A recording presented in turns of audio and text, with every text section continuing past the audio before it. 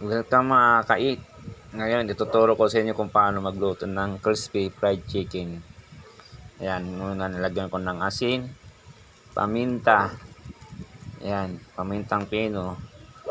Tapos, itong ginisa mix ay kalahati lang nilagay ko. Itong manok ko nasa half kilo lang, o mga higit 100. Ayan, nilagyan ko ng bawang. Tapos yung kalamansi, pinigaan ko ng kalamansi. Nasa 6 na piraso lang po yung kalamansi, mga kait. Ayan, 6 na piraso lang yan. Konti lang yan, pero malasa yan. Tapos, ayan, meron pa palang isa. Ayan. Tapos, lalagyan ko ng isang itlog. Ayan.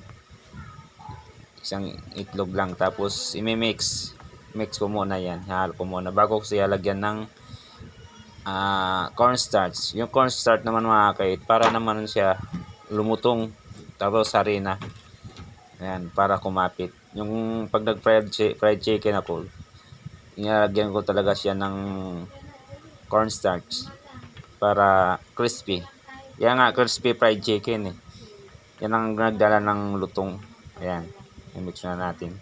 Tapos saka natin siya ipiprito. Ayan yung mantika ko, use oil lang yan. Titipid. Wala na eh. Oh, yan oh.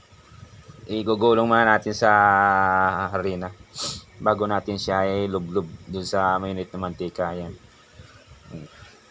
Use oil lang yan. Pero okay yan, kahit makakaluto na dyan yan. Yung ginagawa ko niyan, tinatakpan ko para siya lutong-luto. Ayan, gugulong natin yan.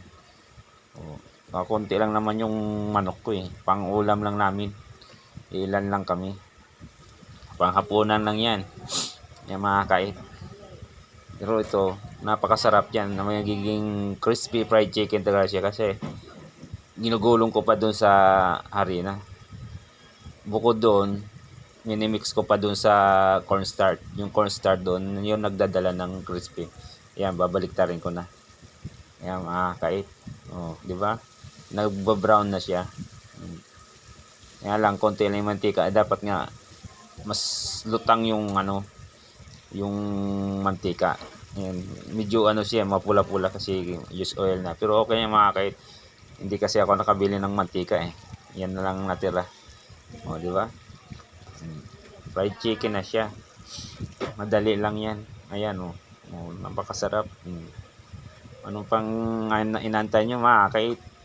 Gawin nyo na yung ganyan. Mas tipid, masarap pa. Salamat.